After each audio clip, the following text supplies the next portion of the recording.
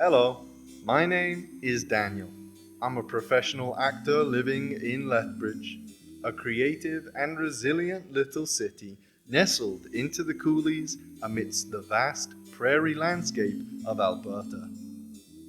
This city, its people and views, have stolen my heart over the years, much like the works and words of a certain poet, William Shakespeare. Welcome to Thy Bard Shakesonnet, where I sit down with a handful of local Lethbridge artists like myself to both shake down and shake up a handful of Shakespeare's age-old sonnets. Each artist and I will discuss a single sonnet over the course of an episode before creating our very own in the next.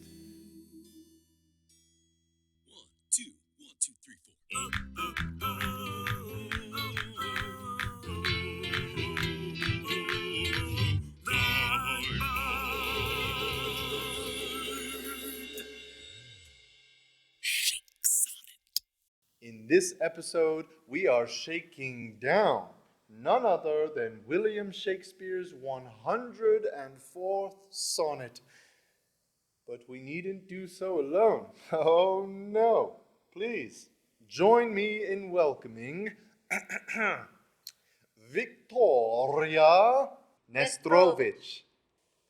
Victoria was born and raised in Lethbridge, Alberta.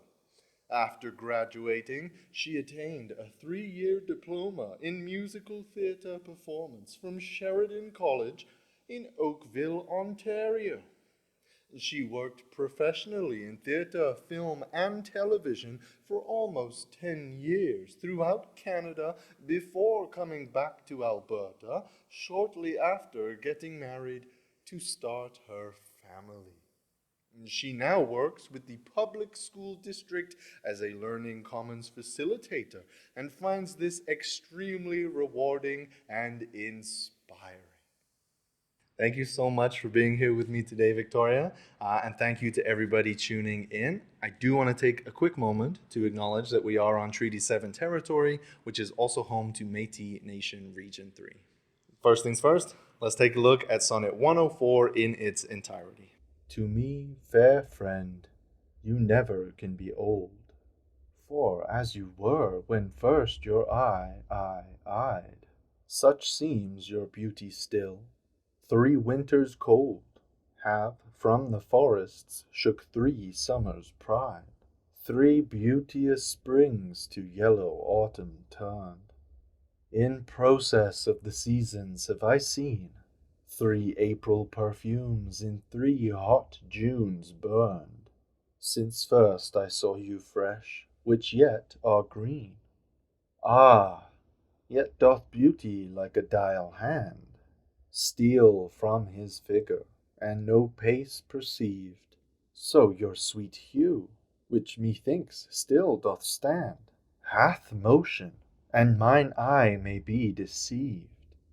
For fear of which, hear this, thou age unbred, ere you were born was beauty's summer dead.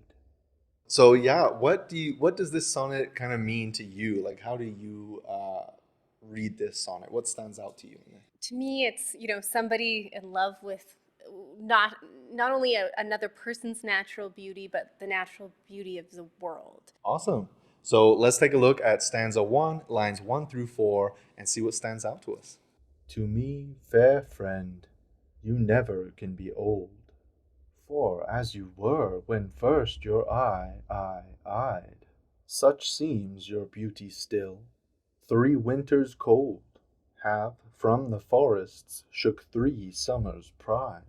So what stands out to you in this first stanza of Sonnet 104? It sort of talks about the natural beauty, but it goes deeper in where it talks about there are these changes. It's not that things don't change, or maybe things are sort of maybe ugly at some point, sort of a thing. That idea of something may be ugly at one time, but that feeds into their beauty, I think, because because you don't get to see it all the time. It's Yeah. not always there, always on. It's like, Being a woman, and I'm sure that men can feel like this too, it's just like you always sort of have to be on.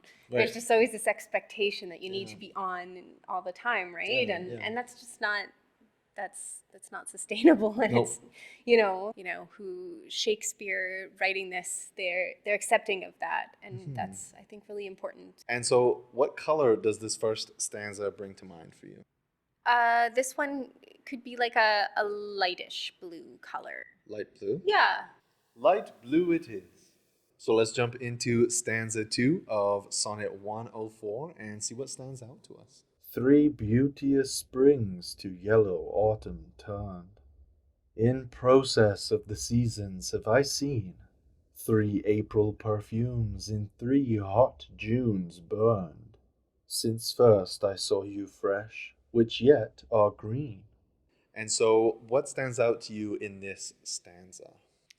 I like how the seasons through time, and again, just like this process that's going on in the seasons and the change, and it might not always be like beautiful. It still feels fresh and it still feels green. So Yeah, and I love what you're saying about the cycle of things, and yeah, like definitely that line 7, 3 April perfumes and 3 hot Junes burned. So like that actually makes me think of like, like forest fires and stuff, like wildfires that we actually have here in like Alberta quite a bit. According to Alberta wildfire statistics, there were 1,308 wildfires in 2021 alone. I find it interesting, the season of autumn. I find it like, personally, I absolutely love the season of autumn. I think it's because I was born maybe during that time. That's like when my birthday is, so maybe that's why it's my season. But I love I think I like that they've used that in this as well. So where they talk about the beauty of spring, but then it's, autumn's kind of turned that around. So maybe it's not the same, but it's still beautiful. Great. And so what color does this stanza bring to mind for you? I guess because it ends with the word green, I'm thinking green. And you've got the yellow and stuff like that. But yeah, I'm going to go with green. Green it is. Awesome. So let's take a look at stanza 3, lines 9 through 12, and see what stands out to us. Ah, yet doth beauty like a dial hand steal from his figure, and no pace perceived. So your sweet hue, which methinks still doth stand, hath motion, and mine eye may be deceived. He's got the in there, but what else stands out to you in this stanza? The dial hand, it being like a clock or something like that, has usually the beauty of, a figure of a person is stolen by the clock, by the hands of time, and then, but in this case, there's been no pace perceived, so that, there's still sort of, time is standing still. They're sort of making time stand still with how they appear, I suppose. And then, it's changed, right, where they're like, or am I wrong? Yeah, no, I love what you're saying about, especially towards the end, that kind of seed of doubt maybe being spread and or sown. And I love what you mentioned about the dial hand, and it kind of feels like kind of industrial, like it kind of brings an industrial element to it for me. Yeah, definitely. And like, what color does this third stanza make you think of? I'm gonna say pink, because they use like the sweet hue and methinks, and again, it's a little bit romantic, right? And I also, pink, like it brings to mind like, like rose color or rose tinted glasses. Yeah. Like, are they looking at this person through these and like they take them off and they're like, wait a second, or are they putting them on? And yeah, for sure, definitely. Rose tint pink, 'tis. Great. So let's dive into our rhyming couplet at the end here, lines 13 and 14, and see what stands out to us. For fear of which, hear this, thou age unbred, ere you were born was beauty's summer dead. What stands out to you in this rhyming couplet at the end? I mean, beauty's summer's dead, obviously, is huge. So kind of like that blossoming is just not going to happen anymore. It's heavy to say that, and also makes me think of like, so do we really even know what beauty is? Like, do we know?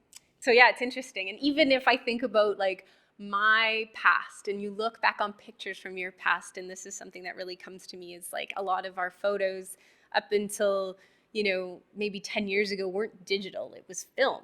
And I go back and I look at it and I'm like, oh, it's so gorgeous. Like everybody looks flawless and beautiful, right? But then when you look at digital stuff, you can see every little mark and every little thing, right? And so, it's interesting. I mean, maybe it's more real or maybe it's more true to life, but when you look back and you look at pictures and film and stuff like that, I just absolutely love film. So, maybe I'm just being really nostalgic, and so is this writer. They're just sort of nostalgic. Yeah. Did you know in 2022, AE Cross Studio celebrated its centennial as the oldest continuously operated photographic studio in Lethbridge?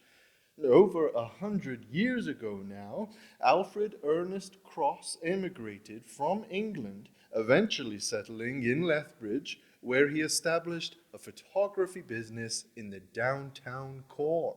And so what color does this rhyming couplet at the end here make you think of? I'm going to go with like a deep purple. Ooh, deep purple. Yeah. Is there a reason? It is like a deep color. So it sort of brings in that fear element a little bit. Right. And then summer's dead. So I suppose